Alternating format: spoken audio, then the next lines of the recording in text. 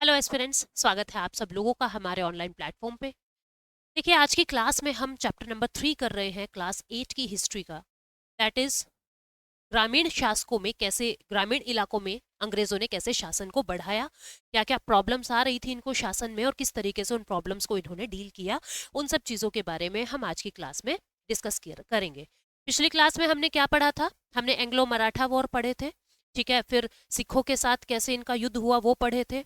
Anglo जो Mysore war है, हैदर अली और टीपू सुल्तान के साथ कैसे युद्ध होता है, 4 एंग्लो मैसूर वॉर थे, उनके बारे में पढ़ा था, ठीक है। सिखों के साथ, मराठाओं के साथ, ये सारी चीजें अपन ने पढ़ी थी। और किस तरीके से जो एक व्यापार करने आई थी कोई कंपनी, वो किस तरीके से युद्ध तक पहुंच जाती है, इस पूरी कहानी को समझा था।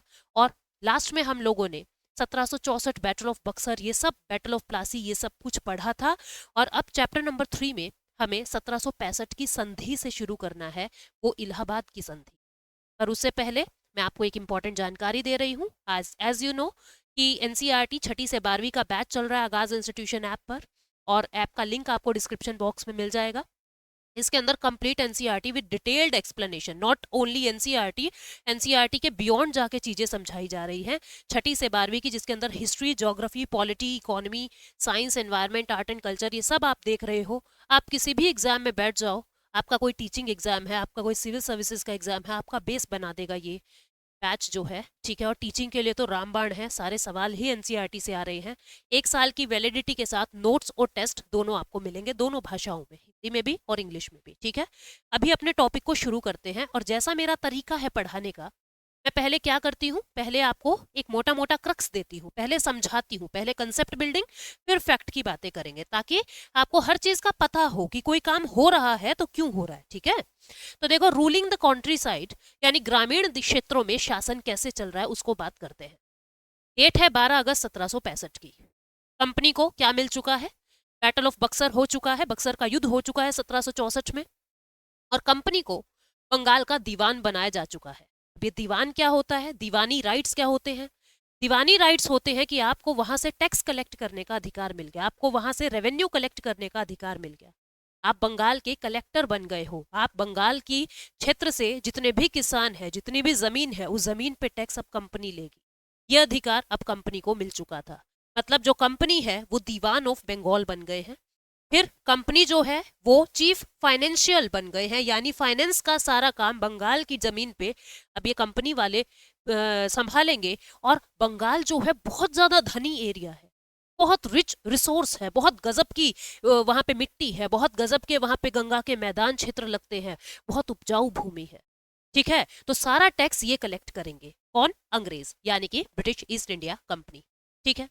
अब दो काम ये करना है, अब जमीन तो इतनी सारी आ गई, अब जमीन को संभालना भी तो है। तो इनको अब दो काम करने हैं, एक तो उस जमीन पर प्रशासन करना, यानी एडमिनिस्टरिंग द लैंड, और दूसरा राजस्व के स्रोत को संगठित करना। भाई, ऐसे मुझे पता तो हो कि इस जमीन से कितना लैंड से टैक्स लेना है, इस जमीन से कितना टैक्स आया है, कितना टैक्स हमने छोड़ दिया है, पता तो होना चाहिए ना। तो राजस्व के स्रोत को संगठित करना और जमीन पर प्रशासन, ये दो काम अब कंपनी के बंगाल के क्षेत्र में हो गए थे। अब कंपनी कैसे आगे बढ़ती है? कंपनी ने क्या किया? कंपनी ने इतना टैक्स कलेक्ट करना शुरू किया, इतना राजस्व कलेक्ट किया कि कंपनी की सारी ग्रोइंग नीड्स बढ़ जाए। मतलब जितनी भी कंपनी की जो नीड्स है, जो बढ़ रही थी, वो सारी जरूरतें पूरी हो जाए, इतना टैक्स कंपनी ने कलेक्ट करना शुरू कर दिया। दूसरा, कंपनी ने खुद के अकॉर्डिंग प्रोडक्ट्स को खरीदना और बेचना शुरू कर दिया। और तीसरा, ये जितना भी काम हो रहा था बहुत ही कौशन से, बहुत ही प्रिकॉशन से, बहुत ही सावधानी से हो रहा था, क्योंकि कंपनी कौन है? ये तो एक एलियन है, भारत के नहीं है, ये विदेशी लोग हैं। तो ये काम अब कंपनी कर रही है। पहला काम क्या? उतना टैक्स कलेक्ट करो जिससे हमारी जरूरतें पूरी हो जाए। दूसरे नंबर पे, कंपनी अपने अनुसार अपने प्रोडक्ट्स को सेल एंड परचेज करेगी, कि क्या खरीदना है, क्या बेचना है, कंपनी खुद अपने हिसाब से देख रही थी। और तीसरा, सारा काम बहुत ही सावधानी से करना था, क्योंकि कंपनी एक विदेशी पावर है, एक एलियन पावर है। फिर उसके बाद अब इस कंपनी को रेवेन्यू मिलने लगा है। जब रेवेन्यू मिल रहा है कंपनी को, तो उसके मिलने से पहले क्या था और बाद में क्या हो गया वो समझते हैं। यानी 1765 से पहले क्या होता था? 1765 से पहले अगर कंपनी को कोई भी सामान खरीदना है, भारत से कोई भी सामान इंपोर्ट कराना है ब्रिटेन के लिए, इंग्लैंड के लिए, खुद की कंपनी के लिए, तो बदले में सोना और चांदी देना पड़ेगा। किसको? भारत को। कंपनी भारत को सोना और चांदी देगी, गोल्ड और सिल्वर देगी, और फिर उनके प्रोडक्ट जो है भारत से प्रोडक्ट खरीद के अपने देश में लेके जाएंगे। इसी वजह से तो भारत सोने की चिड़िया बनता चला जा रहा है। इतना सारा सोना, इतना सारा सिल्वर भारत के अंदर आता जा रहा है। लेकिन 1765 के बाद क्या हुआ? जब बंगाल के दीवानी राइट्स कंपनी को मिल गए तो क्या हुआ? अब जो कंपनी है वो टैक्स कलेक्ट कर सकेगी, जो कंपनी है वो अब टैक्स कलेक्ट कर सकेगी। मतलब अब उनको भारत से सामान खरीदने के लिए कोई सोना चांदी नहीं देना। जो टैक्स का पैसा आया है, भारतीयों से ही टैक्स का पैसा लेके, अब देखना भारतीयों को दोहरी मार कैसे पड़ेगी। आप समझना इस बात को, भारतीयों को दोहरी मार कैसे पड़ेगी। ये एक इंडियन सेलर है, ठीक है, इंडियन सेलर है। इसको कहेंगे हमको सस्ते में सामान दो, हमको सस्ते में सामान दो, ठीक है। और दूसरा, इसी इसी की जमीन से, मतलब कि बंगाल की ही जमीन से टैक्स कलेक्ट करेंगे और उस टैक्स का हिस्सा से इसका सामान खरीद लेंगे। तो इस सेलर को दोहरी मार पड़ रही है। कैसे? एक तो इसको जमीन का रेंट देना है, और दूसरा इसकी जमीन, इसका जो सामान है बहुत सस्ते में खरीदा जा रहा है अंग्रेजों के द्वारा। तो यानी कहने का भाव क्या है कि भारतीय जो ट्रेडर थे वो अब खुश नहीं है। 1765 के बाद से ये काम होने लगा। अब इससे इंपैक्ट क्या हुआ? शिल्पकार बोले यार हमें तो कुछ बचता ही नहीं है, एक तो इनको टैक्स दें बेवजह का, और ऊपर से सामान भी इतना सस्ते में ले जाते हैं। शिल्पकार गांव छोड़ छोड़ के जाने लगे, बंगाल से शिफ्ट होने लगे, क्योंकि उनको मजबूर किया जा रहा था कि कंपनी को कम प्राइस पे सामान दो। पीजेंट्स जो है वो अपने ड्यूज पे करने के लिए एबल नहीं थे। पीजेंट्स, किसान, इतनी बुरी परिस्थिति उनकी हो गई और इतना हाई कर्ज उनके ऊपर लगा दिया कि वो अब टैक्स देने के लिए एबल ही नहीं है, सक्षम ही नहीं है, ठीक है। अब आप ये देखो, जो शिल्पकार है उसके पास पैसे ही नहीं रहेंगे तो वो कैसे सामान को बनाएगा? किसी भी सामान को प्रोड्यूस करने के लिए आपको कुछ बेसिक रॉ मटेरियल तो चाहिए ना। तो अब आर्टिसंस के पास, शिल्पकारों के पास पैसा ही नहीं रहा तो उनकी इकोनॉमी गिर गई, उनका प्रोडक्शन गिर गया, एग्रीकल्चरल प्रोडक्शन भी कम हो गया। तो धीरे धीरे पूरी इकोनॉमी जो है वो खराब हो जाती है। अब अगर इकोनॉमी खराब हो रही है भारत की, तो नुकसान तो कंपनी को भी होगा, क्योंकि कंपनी भी तो भारत की इकोनॉमी से ही टैक्स खा रही है। जब हमारी इकोनॉमी ही स्ट्रांग नहीं रहेगी तो कंपनी को टैक्स कहां से मिलेगा? कौन देगा कंपनी को टैक्स? अब कंपनी को चिंता हो जाएगी। और बीच में एक और काम खराब हो गया। क्या? फेमाइन आ गया, अकाल पड़ गया। 1770 में बंगाल में टेरिबल फेमाइन आ गया, बहुत जबरदस्त अकाल पड़ गया, और 10 मिलियन लोग जो हैं वो मर जाते हैं।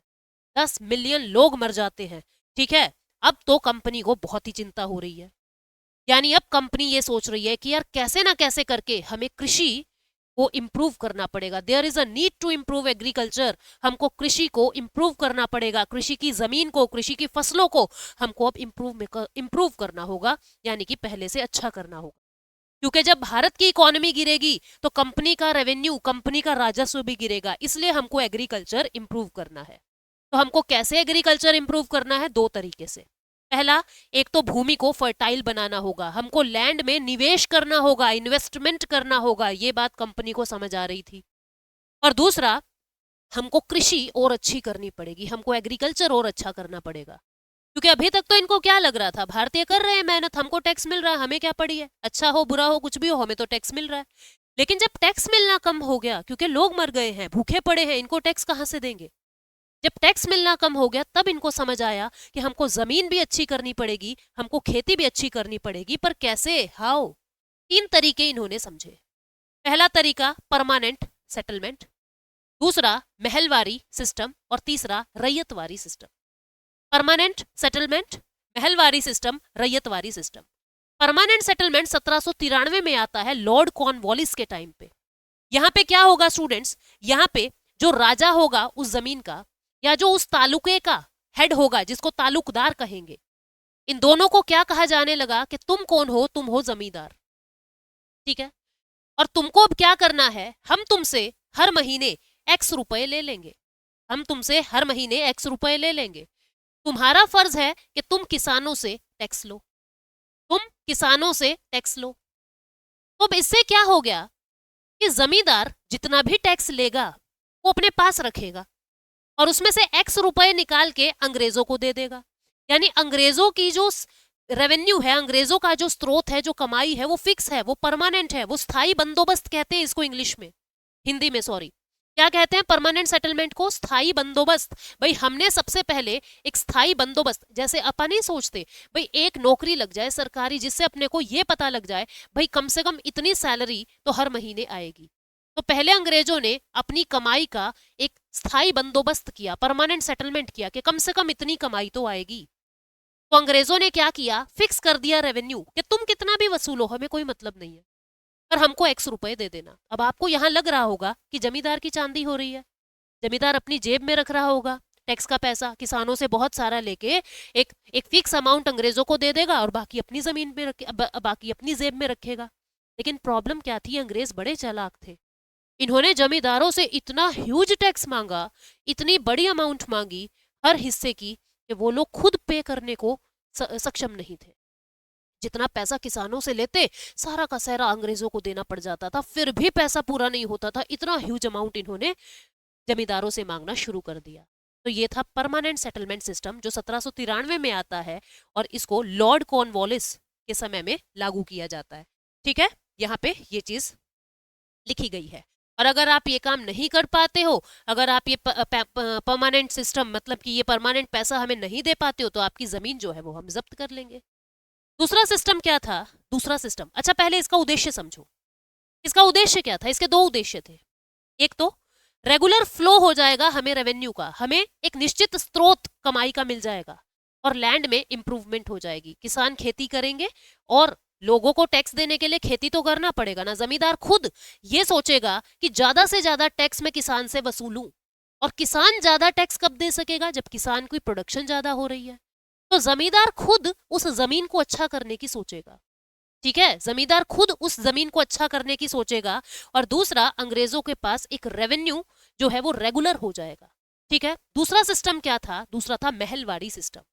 महल क्या होता है स्टूडेंट्स? ग्रुप ऑफ विलेज होता है। ग्रुप ऑफ विलेज होता है, गांव का समूह को महल कहते हैं। और इस ग्रुप ऑफ विलेज का एक मुखिया होता है, जिसको हम हेडमैन कहते हैं। क्या कहते हैं? हेडमैन। ठीक है, तो क्या होता था? सारा टैक्स जो है पर गांव का ऐड कर दिया, और एक टोटल टैक्स वसूल लिया जाता था। वो टैक्स चाहे हेडमैन से वसूलो, चाहे किसानों से वसूल रहे हो, ज्यादातर क्या होता था, वो ग्रुप ऑफ विलेज के हेडमैन से एक अमाउंट जो है, भाई इतना प्रतिशत आपको हमें देना है, ये महलवाड़ी सिस्टम के अंदर होता था। ठीक है, ये महलवाड़ी सिस्टम के अंदर होता था। क्या होता था महलवाड़ी सिस्टम के अंदर? महलवाड़ी सिस्टम के अंदर ये हो रहा था कि जो भी, जैसे मान लीजिए ये गांव है, ये गांव है, ये गांव है, इन तीनों गांवों का मिला के एक हेडमैन होगा, और इस हेडमैन को कहेंगे कि तुम X% अंग्रेजों को दोगे, जितना टैक्स आप कलेक्ट करोगे उसमें से X% आप अंग्रेजों को दोगे। यहाँ फिक्स नहीं किया, यहाँ परसेंटेज कर दी। आप ज्यादा कर रहे हो तो उसका ज्यादा परसेंट हमारा, आप कम कर रहे हो तो उसका कम परसेंट। तो इस तरीके से ये था महलवाड़ी सिस्टम। ठीक है, और तीसरा क्या था? रैयतवाड़ी सिस्टम। रैयतवाड़ी सिस्टम कौन लेके आया था? अलेक्जेंडर रीड और थॉमस मुनरो। ठीक है, रैयत का मतलब ही होता है किसान, जहां डायरेक्ट किसानों से सेटलमेंट किया जा रहा है। बीच में से मिडलमैन को हटा दिया, जमींदारों को हटा दिया, हेडमैन को हटा दिया, डायरेक्ट किसानों से पैसा अब अंग्रेज ले रहे हैं। क्योंकि बीच में जमींदार अपना प्रॉफिट खाता था, अपना कमीशन खाता था, कमीशन काट के फिर अंग्रेजों के पास पैसे जा रहे थे। तो साउथ इंडिया के अंदर जमींदारी प्रथा ज्यादा नहीं थी, जमींदार वमीदार ज्यादा नहीं थे। तो अंग्रेजों ने क्या किया? डायरेक्ट किसानों से ही सेटलमेंट कर लिया कि हम आपसे ये पैसा जो है डायरेक्ट लेंगे। इसको कहता है रैयतवारी, क्योंकि डायरेक्ट रैयत यानी कि किसान से ये काम किया जा रहा था। अब जो परमानेंट सेटलमेंट सिस्टम था, स्थायी बंदोबस्त, उसके अंदर प्रॉब्लम क्या थी? ऐसा सोचा जा रहा था कि जमींदार लैंड को इंप्रूव करेंगे, लेकिन जमींदार लैंड को इंप्रूव नहीं कर रहे थे। क्यों? क्योंकि जमींदार को यह समझ आ रहा था मेरे तो कुछ बचना ही नहीं है, सारा पैसा अंग्रेजों को देना पड़ेगा, मुझे क्या बचेगा? मुझे कुछ नहीं बचेगा, मैं मेहनत क्यों करूं? तो कोई लैंड को इंप्रूव नहीं कर रहा था। ठीक है, जमींदार से इतना ज्यादा टैक्स मांगा जा रहा था कि वो राजस्व पे नहीं कर पा रहे थे। हाई रेवेन्यू इनसे डिमांड किया जा रहा था। ठीक है, zamindari to be taken away if not able to pay revenue, और आपसे जमींदारी छीन ली जाएगी, आपसे ये हक, आपकी जमीन छीन ली जाएगी अगर आप हमको टैक्स नहीं दे सकोगे। जमींदारी सोल्ड ऑफ एट ऑक्शन, आपकी जमीन को नीलाम कर दिया जाएगा। इसे सनसेट क्लोज के नाम से भी जाना जाता है, सनसेट क्लोज। जॉन शोर ने इसको डिजाइन किया था। ये जो सिस्टम है पूरा, ये दिमाग किसका था? ये दिमाग था जॉन शोर का। 1793 का ये पूरा सिस्टम है। महलवाड़ी सिस्टम कौन लेके आया था? Holt Mackenzie. कौन लाया था? Holt Mackenzie. Group of village को महल कहते हैं। प्रत्येक विलेज का राजस्व ऐड करके हेडमैन से एक फिक्स विलेज का जो टैक्स है वो लिया जाएगा। ठीक है, अब बात करते हैं यूरोप में फसलों की। अब देखो, समझो बात को, ये बात चल रही है 18वीं शताब्दी की, और यहाँ पे क्या हो रहा है? यहाँ पे इंडस्ट्रियल रिवोल्यूशन, औद्योगिक क्रांति आ रखी है यूरोप के अंदर, स्टीम का इंजन और बड़ी बड़ी मशीनें लगी हुई। अब उस इंडस्ट्रियल रिवोल्यूशन के चलते क्या हो रहा है? उस इंडस्ट्रियल रिवोल्यूशन के चलते कॉटन का प्रोडक्शन हो रहा है, मतलब कि कपड़े बन रहे हैं। कपड़े के लिए बहुत सारा कॉटन चाहिए, इनको मिल जाता था, खेती वेती भारत से भी ले जाते थे, वहां भी कर ली थी। अब प्लेन कपड़ा तो कोई कितना पहनेगा, अब उसको कलर करने की जरूरत थी, यानी उसको डाई करने की जरूरत थी, और उसके लिए नील की खेती की जाती थी। बहुत ही फैंटास्टिक ब्लू कलर था इंडिगो का। इन्होंने क्या किया कि भारत से लेके जाएंगे, बड़ी दिक्कत होएगी, तो इन्होंने क्या किया, अंग्रेजों ने अपने यूरोप के अंदर ही एक वोड नाम का एक प्लांट लगा दिया, और उससे नील प्रोड्यूस होता था, नील प्रोड्यूस करने लगे। लेकिन इनका जो नील था, क्योंकि ठंडे इलाके हैं, और नील जो है हमेशा गर्म इलाके यानी कि उष्ण कटिबंधीय ट्रॉपिकल क्षेत्रों में अच्छा होता है। इनके टेम्परेट जोन है, शीतोष्ण कटिबंध है, तो इनके वहां पे जो नील होता था वो येलो कलर का हो जाता था। जैसे अपने कपड़े फेड नहीं हो जाते कई बार, ब्लू कलर आप लेके आओगे, ब्लू कलर वो फेड हो जाता है कुछ समय के बाद, ब्लैक कलर फेड हो जाता है। ऐसे ही इनका जो कपड़ा होता था, इनकी जो डाई होती थी वो फेड हो जाती थी, पीली पड़ जाती थी, यानी पेल येलो कलर की हो जाती थी, जिससे इनका जो डिमांड है वो घटने लगा था। तो इन्होंने जब पता लगाया कि यार हमारा कपड़ा बिक क्यों नहीं रहा है, ऐसी क्या बात है, तो पता लगा नील की जो डाई हम करते हैं वो पसंद नहीं आ रही है। तो जब साइंटिस्ट इनके पास खूब थे, उन्होंने कहा जी ये तो ट्रॉपिकल क्षेत्रों में ज्यादा होता है। ट्रॉपिकल क्षेत्र में इन्हें भारत की याद आ गई। तो बंगाल का जो इंडिगो था, बंगाल का जो नील था, पूरी दुनिया में फेमस था, और बंगाल अंग्रेजों के अधीन था। तो अंग्रेजों ने बंगाल के अंदर नील की खेती करवानी शुरू कर दी। बंगाल के लोगों से कहा, बंगाल के किसानों से कहा कि तुम सब छोड़ दो, नील की खेती करोगे हमारे लिए। अब प्रॉब्लम क्या थी? प्रॉब्लम ये थी कि नील की खेती तो कर देंगे, लेकिन नील की खेती करने के बाद आप उसके ऊपर कुछ और नहीं उगा सकते, बहुत लंबे समय तक जमीन बंजर हो जाती है, इनफर्टाइल हो जाती है। तो दो सिस्टम से ये बंगाल में नील की खेती दो तरीके से करा रहे थे। और आपको पता है, जो ये बड़े बड़े कंपनी के लोग थे ना, इन्होंने ये देखा कि नील की खेती में बहुत फायदा है, इंडिगो की खेती में बहुत फायदा है, क्यों ना हम भी, ये कंपनी का काम वाम चलता रहेगा साइड बाय साइड, हम भी एक पार्ट टाइम जॉब कर लेते हैं इंडिगो का कल्टीवेशन करने का। और वो जो अंग्रेज अधिकारी थे, ब्रिटिशर अधिकारी थे, वो कौन बन गए? वो प्लांटर बन गए। ये प्लांटर कौन होता है इसको समझो। बंगाल में खेती करवाने के लिए दो सिस्टम का यूज किया गया, एक था निज और एक था रैयती। दो तरीके से नील की खेती करवाई गई। सबसे पहले मैं आपको निज के बारे में बताती हूँ। निज क्या होता है? जिसके अंदर वो जो प्लांटर है, प्लांटर कौन होगा? या तो जिसकी खुद की जमीन होगी, या जो लंबे समय से रेंट पर जमीन ले लेगा, ठीक है, रेंट पर जमीन ले लेगा, इसको कहेंगे प्लांटर।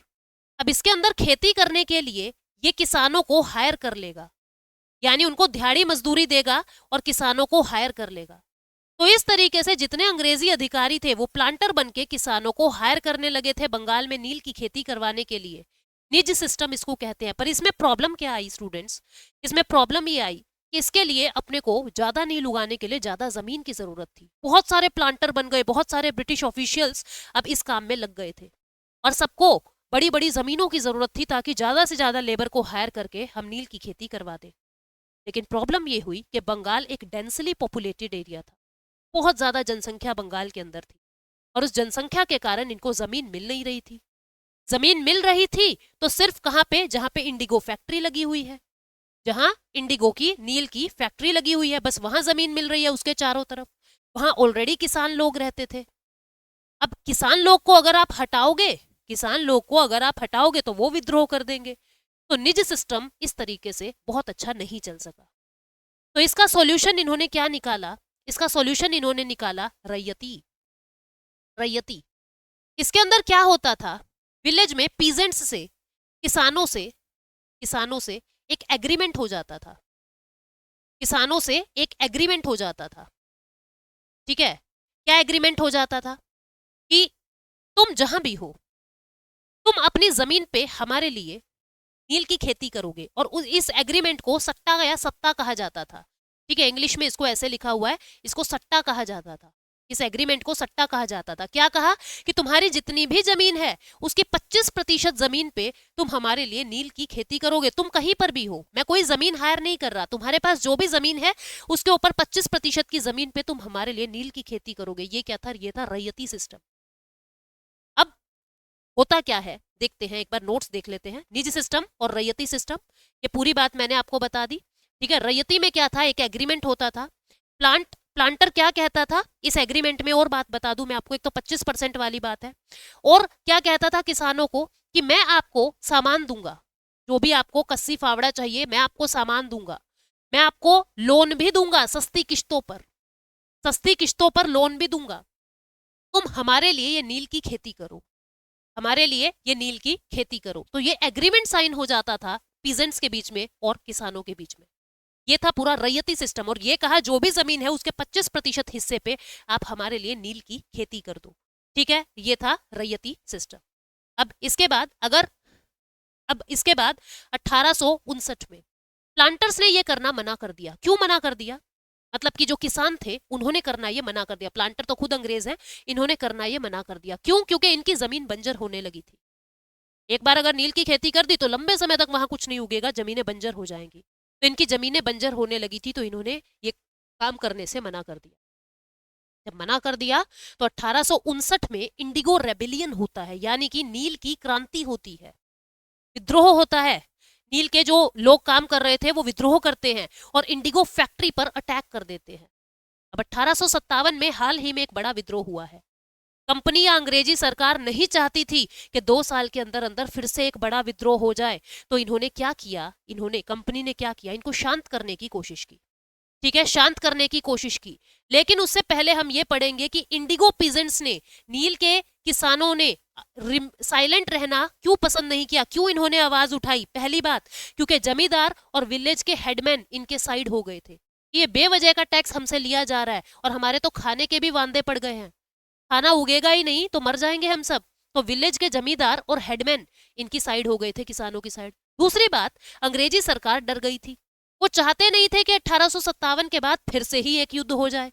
तो क्वीन विक्टोरिया ने एक नोटिस जारी किया और कहा इंडिगो उगाना मैंडेटरी नहीं है, जरूरी नहीं है। ठीक है, और ये एक व्यक्ति हैं जिनका नाम है मैजिस्ट्रेट एशले एडन।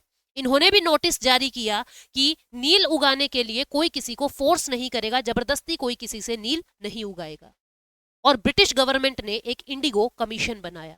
ठीक है, एक नील का आयोग बनाया, और जिसके अंदर कहा गया कि सारी गलती अंग्रेजी प्लांटर्स की है, रैयत की कोई गलती नहीं है।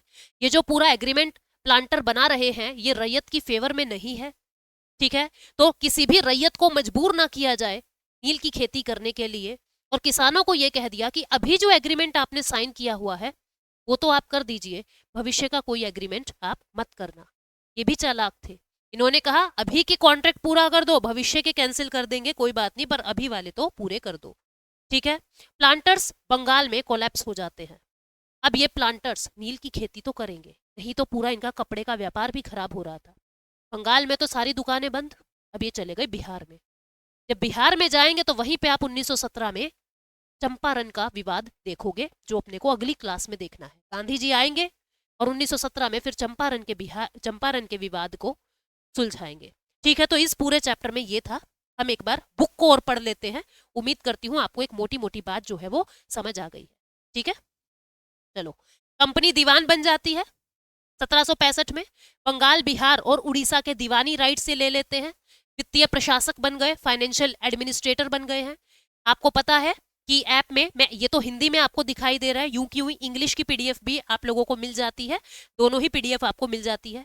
अब कंपनी के लिए राजस्व कहां से आएगा, आप देखिए आपकी बुक में लिखा हुआ है, कंपनी के लिए राजस्व कहां से आएगा। 1865 से पहले कंपनी ब्रिटेन से सोना और चांदी लाती थी, बदले में भारत का सामान खरीदती थी। अब बंगाल से ही जो टैक्स मिलता है उससे ही सारे पैसे की पेमेंट जो है वो कर देते थे। बंगाल की अर्थव्यवस्था में संकट उत्पन्न हो गया। ठीक है, कारीगर गांव छोड़कर जा रहे थे, किसान बकाया का भुगतान नहीं कर रहे थे, कारीगर के उत्पादन में गिरावट आ गई, कृषि में गिरावट आ गई। 1770 में बंगाल में भयानक अकाल से 10 करोड़ लोग जो है वो मर जाते हैं। ठीक है, 10 करोड़ लोग जो है वो मर जाते हैं। लगभग 1/3 आबादी उस भूख के कारण मर जाती है और अंग्रेज मजे उड़ा रहे हैं। मतलब अपने देश का बुरा हाल हो रहा है और वो लोग मजे उड़ा रहे हैं। ठीक है, 1/3 आबादी खत्म हो जाती है अंग्रेजों की। यदि अर्थव्यवस्था बर्बाद हो गई, अब इनको चिंता हो रही है, यार ये अगर भारत बर्बाद हो गया तो अपने को टैक्स कौन देगा।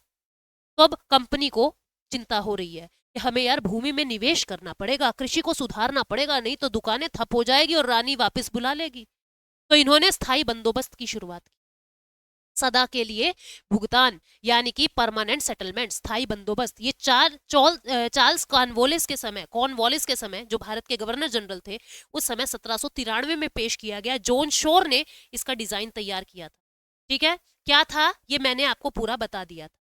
अब स्थायी निपटान की समस्याएं क्या थी। जो जमींदार थे वो भूमि में निवेश नहीं कर रहे थे। राजस्व इतना ज्यादा तय किया गया था कि भुगतान करना ही कठिन हो गया था। जमींदारों को भुगतान करना ही कठिन हो गया था। कोई भी राजस्व का भुगतान करने में असफल हो रहा था। जमींदारी चली जा रही थी उनकी। ठीक है, अगर आप टैक्स नहीं दोगे तो आपकी जमींदारी चली जाएगी। कंपनी द्वारा आयोजित नीलामियों में अनेक जमींदारियां बेची गई। कंपनी को कोई लाभ नहीं हो रहा है। ठीक है, इसका मतलब था जमींदारों की आय में वृद्धि, लेकिन कंपनी के लिए कोई लाभ नहीं हो रहा है। ठीक है, कृषकों की समस्याएं क्या थी। मतलब इनको इतना ज्यादा शोषण किया जा रहा है। जमींदार किसानों से पीट पीट कर टैक्स ले रहे हैं कि टैक्स दे, क्योंकि जितना ज्यादा किसान टैक्स देगा उतना ज्यादा जमींदार का फायदा है। ठीक है, वह जमींदार को जो लगान देता था वह बहुत अधिक था और जमीन पर उसका हक असुरक्षित था। कभी भी उनसे जमीन जो है वो छीनी जा सकती थी। तो ये सारी प्रॉब्लम यहाँ पे चल रही थी। फिर आया महलवारी सिस्टम। ये समझौता बंगाल के उत्तर पश्चिम प्रांतों में होल्ट मैकिन्जी ने 1822 में शुरू किया था। Very important. ठीक है, यूपी में है। होल्ट मैकिन्जी ने 1822 में शुरू किया गया था। यानी महल एक राजस्व संपत्ति है। गांव का समूह होता है, ग्रुप ऑफ विलेज होता है, जिसका एक मतलब ये क्या करेंगे, उस गांव की जमीन को नापेंगे, उसका पूरा सर्वे, उसका पूरा निरीक्षण करेंगे और फिर समूहों के रीति रिवाज और अधिकारों को दर्ज करेंगे। और प्रत्येक गांव को जो राजस्व देना पड़ता था, पूरे भूखंड का एक एस्टिमेटेड रेवेन्यू जोड़ लेते थे कि इतना पैसा हमको दे देना। इस तरीके से पूरे गांव से टैक्स जो है, मतलब बहुत सारे गांव से इकट्ठा टैक्स वसूला जा रहा था, जिसको महलवारी सिस्टम कह रहे हैं। रैयतवारी क्या है ये भी हम लोगों ने समझ लिया था। आप लोग पढ़ सकते हो क्योंकि आपको ये नोट्स मिल जाएंगे। ठीक है, तो ये सब बातें मैं बता चुकी हूँ। ये कहाँ कहाँ पे चल रहा था, ये जो बंगाल अच्छा ये क्या कह रहा है कि उसके बाद की 1.5 सदी में ये जब सारा काम हो रहा था कि अंग्रेजों ने भारत के विभिन्न हिस्सों में किसानों को अलग अलग फसलें पैदा करने के लिए मजबूर किया। जैसे बंगाल में जूट पैदा करने के लिए, असम में चाय उत्पन्न करने के लिए, संयुक्त प्रांत यानी जिसको आज के दिन आप यूपी कहते हो उसमें गन्ना, पंजाब में गेहूं, कपास महाराष्ट्र में, पंजाब में, मद्रास में चावल, ये सब जबरन अपने से उगाया जा रहा था। हमारा मन कुछ और था लेकिन किसानों से जबरन ये काम करवाया जाता था। अब नील की बढ़ती मांग। नील का पौधा मुख्यतः ट्रॉपिकल जोन उष्ण कटिबंध में उगते हैं। 13वीं शताब्दी तक भारत नील का उपयोग इटली, फ्रांस और ब्रिटेन में कपड़ा निर्माताओं द्वारा कपड़ा रंगने के लिए किया जाने लगा था। मतलब भारत का जो नील था वो ऑलरेडी इटली में, फ्रांस में, ब्रिटेन में बिकने लगा था। 18वीं शताब्दी के अंत तक भारतीय नील की मांग और अधिक बढ़ गई। ब्रिटेन का औद्योगिकीकरण इसका मुख्य कारण था। ब्रिटेन में इंडस्ट्रियल रिवोल्यूशन इसका मुख्य कारण था। कपास उत्पादन विस्तार हो रहा था, खूब कपड़ा बन रहा था और रंगना भी था। अब वो नील की मांग में वृद्धि हो गई। वेस्ट इंडीज, अमेरिका, सब जगह से जो डिमांड है वो बढ़ती जा रही है। 1783 से 1789 के बीच दुनिया में नील का उत्पादन आधा हो गया। ठीक है, यानी कि अब दिक्कत क्या हो रही है, लोग मांगने वाले इतने हो गए, नील की डिमांड बहुत बढ़ गई। भारत में नील की खेती, यूरोप में नील की बढ़ती मांग को देखते हुए भारत में कंपनी ने नील की खेती के क्षेत्र का विस्तार कहा कि भारत से अब हम खरीदेंगे। 1788 में लगभग 30% हिस्सा नील का भारत से जाता था। 1810 में 95% नील का हिस्सा भारत से जाने लगा। इतना सारा नील अब भारत जो है वो एक्सपोर्ट करने लगा था। वोड प्लांट के बारे में मैंने आपको बताया।